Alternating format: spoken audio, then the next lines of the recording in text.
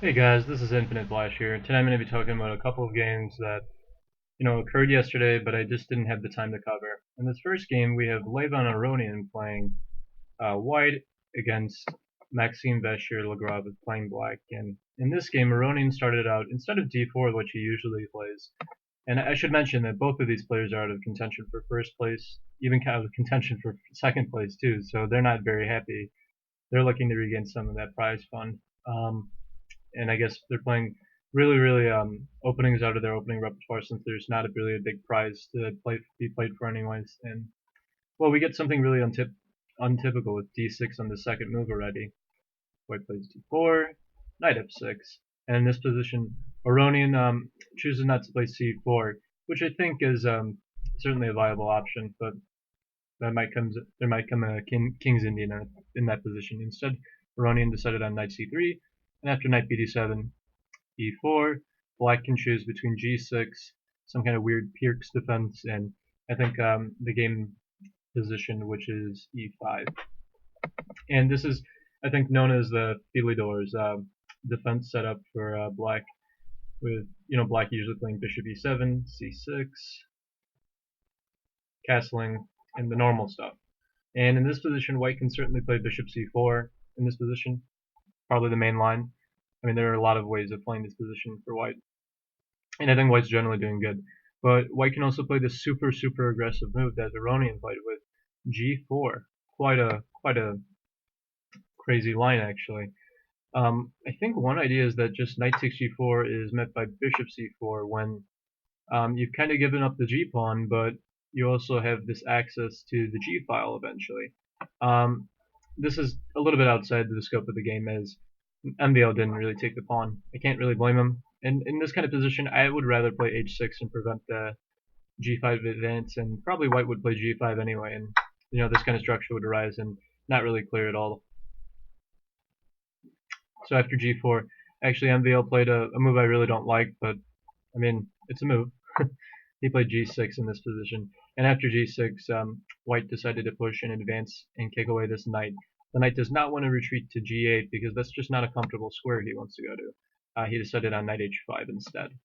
And certainly here in this position, I think white should be, since he's played the g-pawn push all the way up here, it doesn't look like he's going to castle over here, so normal setup would be bishop e3, queen d2, and castling on the queen side in this position. But Aronian starts out with a pretty,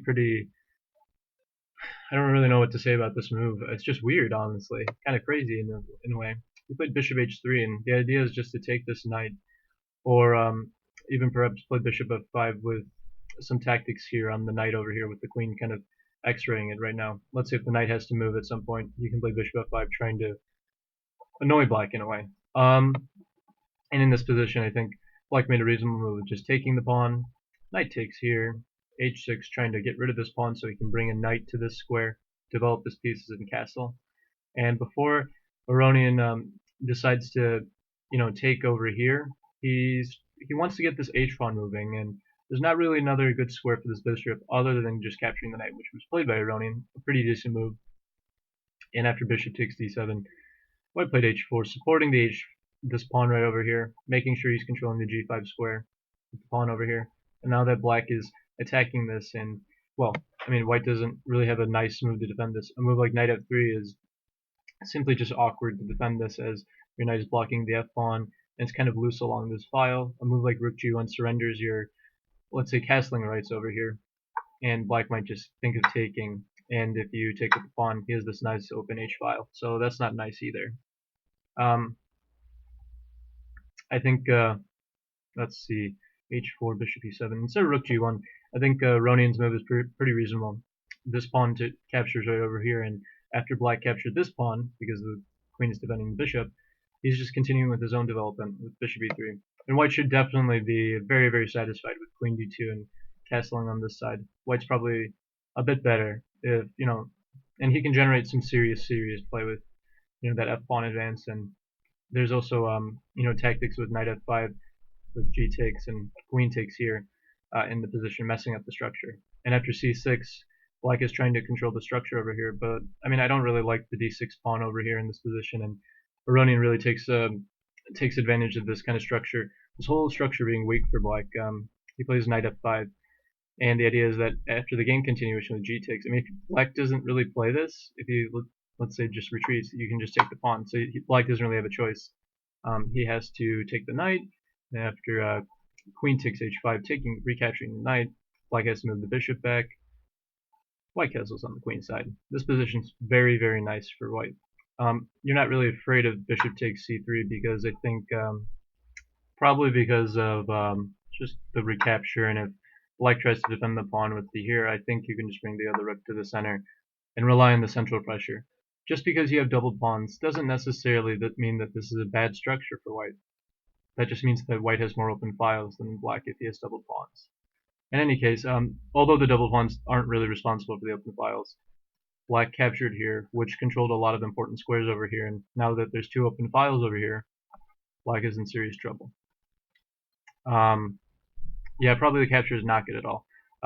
Black decided to play queen e7, but I think after the game continuation, I mean, just bishop f4 is just strong. Black really wants to get his king out of the center of the board before it's getting in trouble. MBL had this terrible experience versus Caruana, I think yesterday, or the other day. I mean, just not a fun experience for him. He played castles, castles in this position, and black is kind of out of the woods in regards to the danger, but in regards to material, I think he's just kind of losing something here. And in this position, he took the pawn over here on d6, which was for free. Black didn't really have anything better to defend it. Notice that he can't even really properly protect himself. A move like bishop e5, I suspect, is probably met by maybe just the capture over here.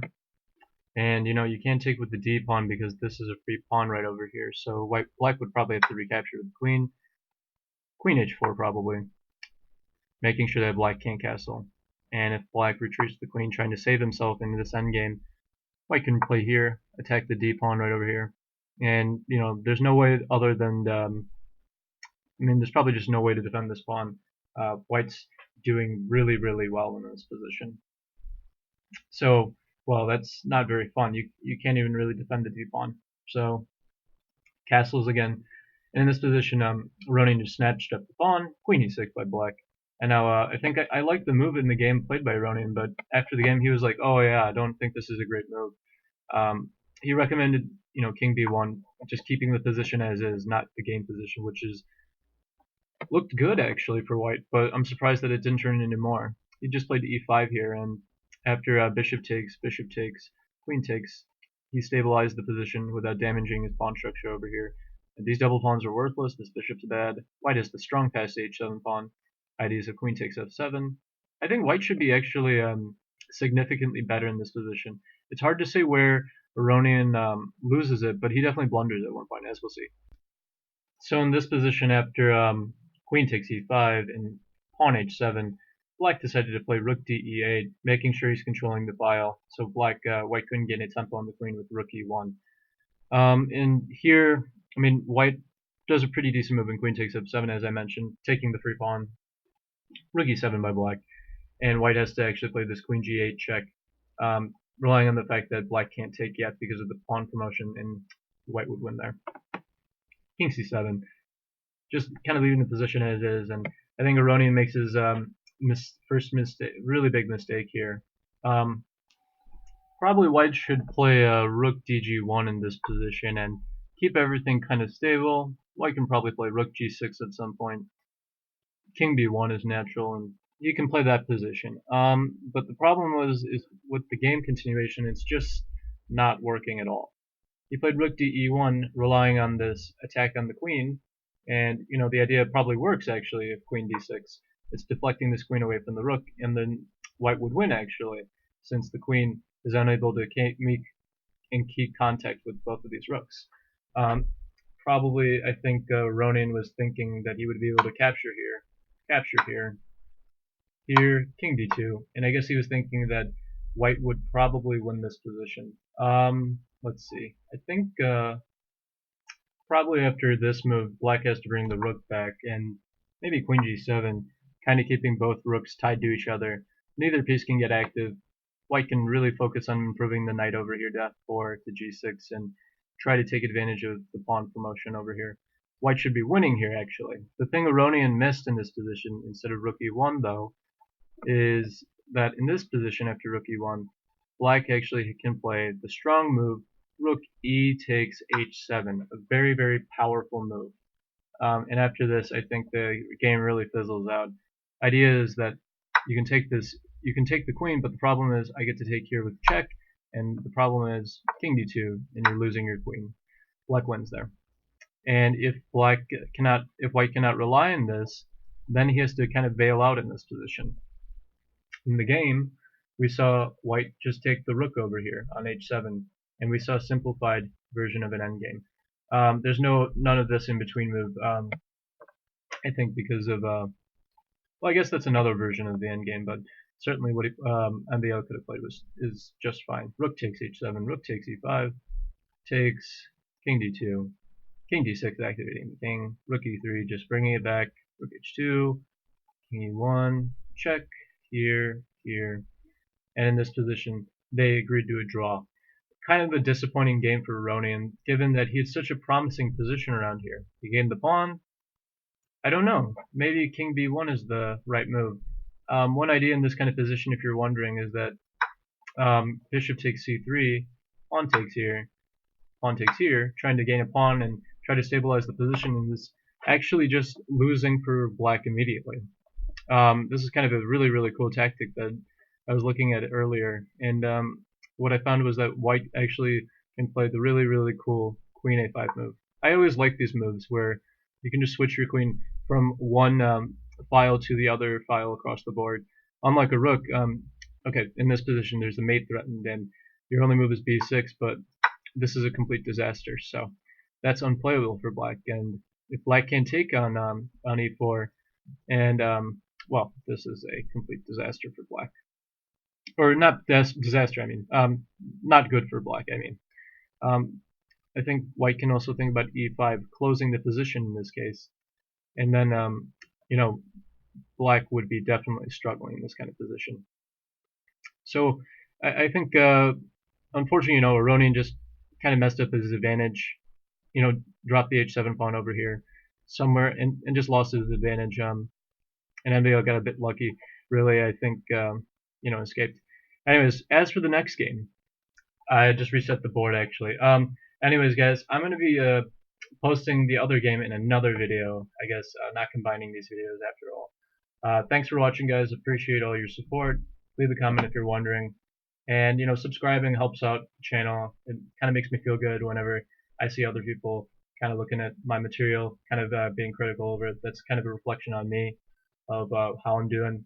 So if you can do that, that'd be awesome. But if you don't, just subscribe or something, or just watch the video. I mean, I don't know. I mean, just thanks for watching. You guys are awesome. See ya.